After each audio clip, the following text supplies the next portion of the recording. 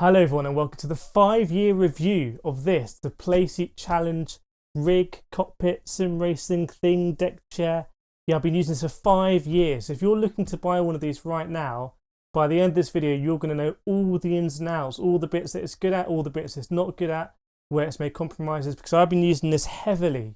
Top split, Gran Turismo Sport, iRacing special events, 24-hour races, 12-hour races, 8 hours solo in this in one go in iRacing. So I've really pushed this to the max, I believe, and there's a few bits I've worked out that it's really good at and some that it's not so good at. So I'm going to download all of that to you in this video. There's going to be some chapters at the bottom of this on YouTube, and I hope you're going to enjoy it. Let's start with what it's good at. And what it's really good at is an affordable way into sim racing in a kind of rig style thing. So if you're someone that's currently playing on one of these on a pad, then this is the kind of the easy way. And let me think of a better way to put it. This is like a hot hatch for sim rigs. I've got behind me here a beastly GT Omega 8020 Prime rig. This is like a supercar. This is like a Lamborghini or Ferrari, but this is like a hot hatch. And if you're looking for your first car, one of your first cars, you probably want to go for a hot hatch and not the supercar. That's kind of a way of thinking about it. So if you're currently playing on a pad and you're looking to step up to a wheel, this is the cheapest and easiest way to get into it. I bought mine 5 years ago for about, I think, £180. I think you can get them now for about 150. But basically, we're talking sub £200. And what you're going to get is a rig that is supremely comfortable. And ergonomically, especially this bit here, is so well designed. I mean, the lumbar support is actually much better in this than a lot of really expensive gaming chairs, for example, because of the way it naturally curves to fit your back. And the way your legs extend out and you kind of, they fall on the pedal plate is very, very, very natural. So this part here, especially this top bit, I feel like this should be in the design museum winning like a design award or something, because it's just so, so comfortable. Like I said, I've done an 8-hour race in this in one go in iRacing, 8 hours for charity. So, if you're not good doing 8-hour sessions, then you're going to be just fine. I did 8 and it was fine as well. So this is really, really comfortable, and it's adjustable as well. So these straps here, this is what you loosen to either bring the seat essentially forward or back into more of a Formula style position. This is the position that I've found most comfortable in, but if I was to let these go, we could kind of extend it back and also get a bit lower to the ground. So you can adjust it that way for your height as well. Now, we'll keep on talking about the top half of the rig before we go into the bottom half of the rig, because the top half is better than the bottom half, actually. Here's a bit of a summary. And this here is the wheel plate. This is really, really, really good, this bit. Why? Because it's pre-drilled for all your wheels. So I've used a Fanatec CSL Elite on here, and I've just screwed it into the base, and it is just rock solid. On this piece of metal, it's rock solid. This piece of metal doesn't flex. It's pretty similar to the one I have on the GT Omega, actually, just a little bit thinner. So pre-drilled. When I use my Thrustmaster T150, I use that with a clamp. So you can clamp it or you can screw it, but obviously if you screw it, you're going to get no flex. We're going to start to move into some negatives now with this thing. So although there's no flex in the board, the way that you get the adjustment on the pedal board here is through a kind of ratchet screw. So you screw in and it fixes, and then you unscrew and you can move up through ratcheted positions. Now when you screw it into your preferred angle, you're still going to get some movement between that position on the ratchet. So you do get some flex here. And if you've watched some of my streams, you might see the wheelbase kind of moving up and down. That's where this flex has been. And if you want to see me race, by the way, you want to see more product reviews, make sure to hit that subscribe button right now. I appreciate you if you do it. If you don't do it, I still appreciate you. But you do get some flex here. That's not where you get the biggest flex though. The biggest flex in the wheel kind of area is actually through this tubing here. And that's because this tubing actually allows you, bear with me, sorry, it briefly passed my mind how to do this again, and I'll explain why. This bit here rotates up and down. Why? So you can egress out of the cockpit on the right hand side here. Now, that's something I never had to do because I was up against a wall here, so there's nowhere to go. I never had to egress out on the right hand side, but they've manufactured in a way that you can rotate it here. Why is this a problem? Because when you put it back in, and you slot this back in on this side, you get quite a bit of movement here, actually. You get quite a bit of flex. Obviously, this is just straight up tubing. It's not going to flex. But here, you're putting tubing inside tubing, and it does tend to work its way out. And what you need to do to fix this, by the way, if you have a Playseat Challenge, go over to the left hand side here. I'll move this wheel plate a bit more so you can see what I'm doing. There's just a little box here, the same as this one.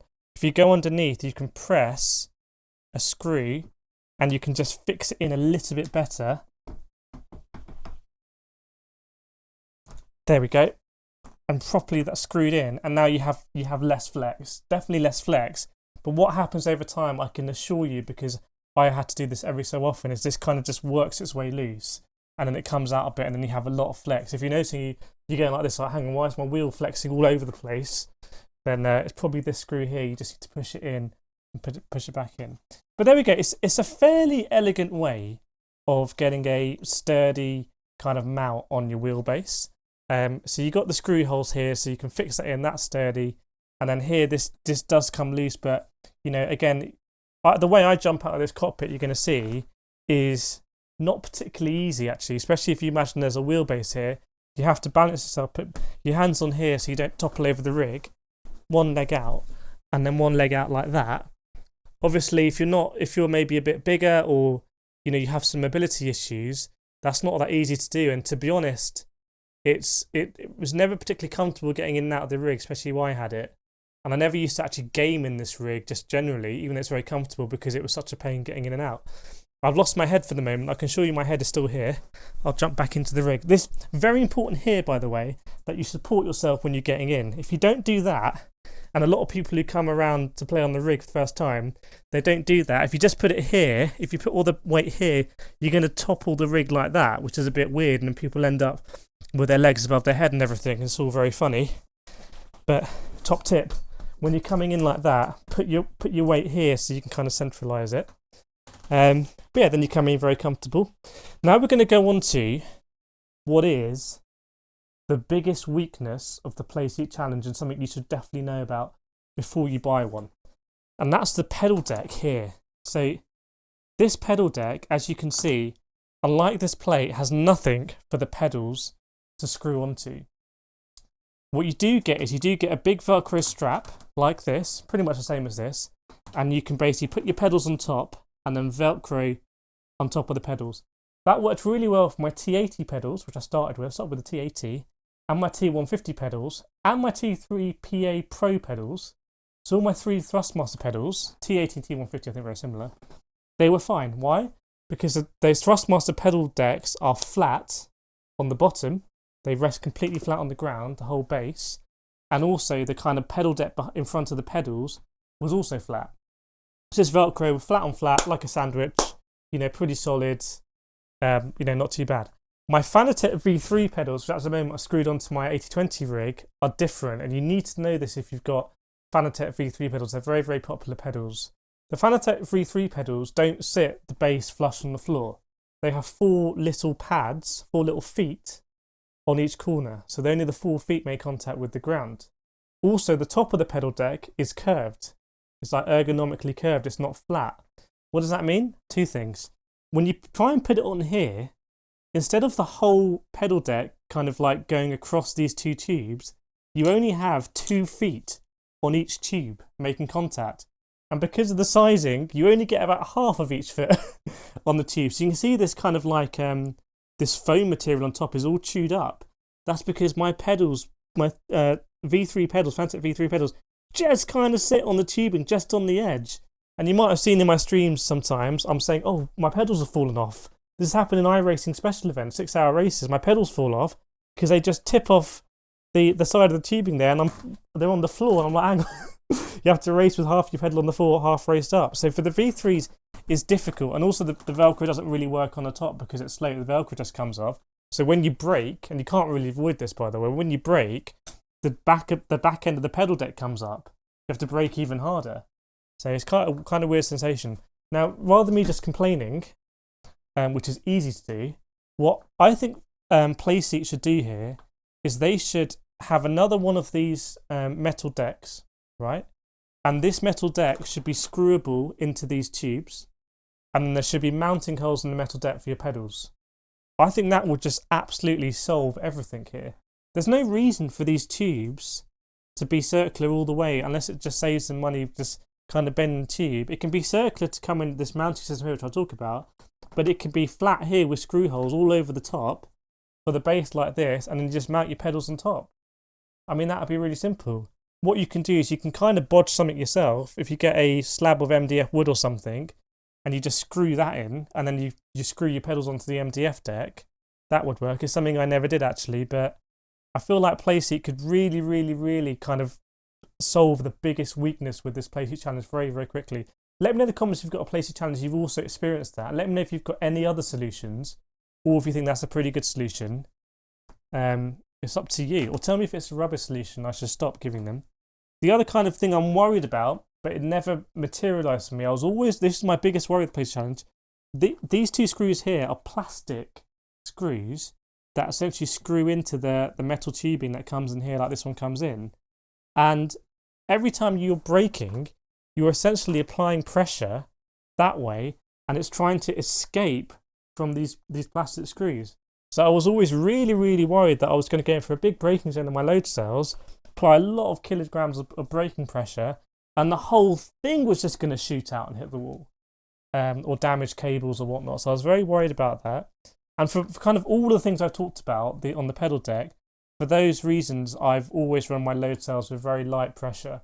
So I've never had the full benefit of my load cells on here, and I can't actually recommend Fanatec V3 pedals on this Playseat challenge rig, which is a bit sad. But I think they could fix it. So that's the pedal deck, which has some issues. But if you want a Thrustmaster set of equipment, it's fine. Logitech, I think, is also fine. No issues there. This part here is just so good. It's so comfortable. You know, I did my 8 hours in a row on iRacing, like no problem. Feels pretty good for circulation. Over the last 5 years, my weight has fluctuated. I'm now probably the biggest I've ever been. Absolutely thick. And I still fit in here quite nicely. I fitted in whilst in here as well, so that's all good. And then this bit is just kind of... it wouldn't be a problem for me if this was fixed, because I get out, in and out, but I can see why they've manufactured this way so you can lift it. But just to bear in mind some flex there. Now what we'll do is, we'll have a look at how we can actually flip the whole thing. Fold it up. So I'm going to come out and show you how easy it is to fold this, if you're wondering. I still have my head. You can probably see it from time to time as I drop down into shot. So I'm gonna fold this. I'm gonna fold this in under 3 seconds. So like a supercar going 0 to 60, I'm gonna fold this. Are we ready? Get your stopwatches out. Right. I've actually never done a speed fold before of this. Okay. It's like a Formula 1 pit stop. Ready? Are you ready to time? Here we go. Bosh. Done. Folded. How quick was that? Was that under 3 seconds? Right, that's obviously not... The job isn't done yet. Don't have to do this in Formula 1. But 2 things you need to do. Firstly, you need to Velcro kind of the back to the front. So, there we go, job done.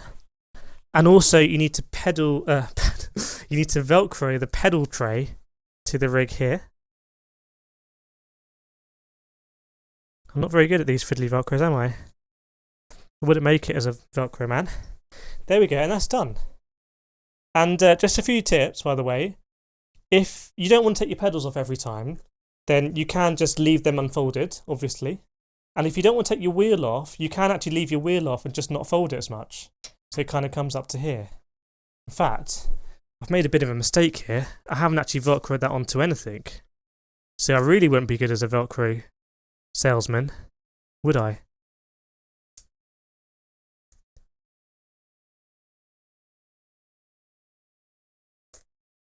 That's awkward. Right, there we go. Now it's Velcroed.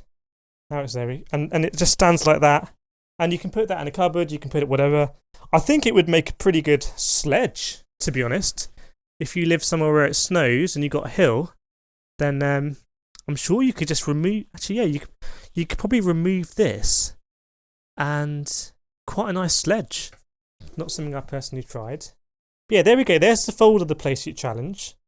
Let's get back in. And I'll cover anything else that I've missed thus far, as they say.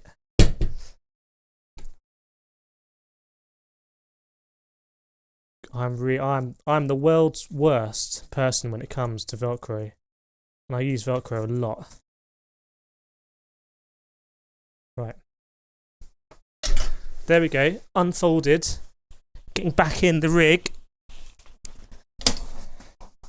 Screw it back on. There we go. At whatever angle suits you, and we're in. That's it. So very, very quick to fill. And that's another reason why I think if you want a pad, it's good to consider a Playseat Challenge, even over something like a supercar like this, because ultimately if you go out and you're playing on a pad and you're used to you just put the pad away and it takes up no space, and you get an 80/20, this takes up a lot of space, and once you build it, you probably won't want to unbuild it for a while. Whereas with this, and this is what I did when I bought it, I built it hoping to get into. I was having a break from my karting, and I thought I'd do some racing on the PlayStation. I was very busy. I never actually got to do it, and it just lived in my cupboard for a while. And then when I wanted to get back into it, I literally unfolded it and I was off away. So if you think you like sim racing and you want to get involved in it more, if you buy one of these, you know, if you do end up using it, great. It's going to be good. It can last you. I've been using it for 5 years. And actually, if you don't like sim racing as much as you thought, you can just put it away and give it a go another time. It's not like you're going to feel guilty about having spent a lot of money on something that takes up a lot of space. I am going to do a review, by the way, of the 80/20, obviously, if you're someone that's in the Playseat Challenge thinking, should I go up to an 80/20 rig? But if you're someone that's on the pad and you think it's worth spending £150 to kind of to further your passion a little bit, to further your hobby, then I can recommend the Playseat Challenge. I'm going to give it a score. We're going to give stuff scores. I'm going to give it a very arbitrary, I think it's got to be an 8 out of 10. Mainly because of the comfort, because of the design, like the iconic nature of the design, because of its portability, foldability, and obviously it's losing marks for the pedal deck. It's losing a bit of marks for the flex, but not too much. The flex here never really bothered me. You know, I do a lot of karting, and when you're in a car, everything's moving around, but you don't want your pedals to be moving around really. But this is all, you know, whatever. That's all fun, but the pedals is a big problem, and I think they could fix it with a plate. So let's get in touch with Playseat. Let's give them this feedback. Let's get the Playseat Challenge Mark II out, and honestly, if that fixes the pedal situation, this becomes a pretty beastly piece of kit, actually. Pretty beastly bit of kit. Well, I hope you enjoyed that. Do drop any comments you have in the questions below. That's what I meant to say. And make sure to hit that like, subscribe if you like the review. Obviously, these are all my honest thoughts. I bought this with my own money. Playseat don't even know I'm doing this. They don't know who I am. So this is all my honest thoughts. I want you to know, if you're thinking about getting one of these, kind of what to expect. And if you've got one, hopefully I've shown you a few tips as well. But I really love this thing. I've really bonded with it. It's kind of I actually have a personal attachment with this rig because I've had so many experiences and I've kind of achieved great things in it. I've made friends in this rig.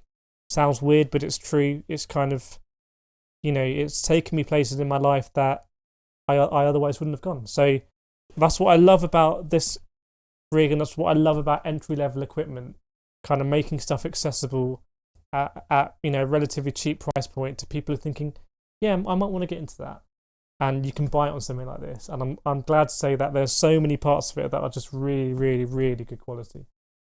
But yeah, going to wrap it up there. I hope you enjoyed it, and I'll see you all next time.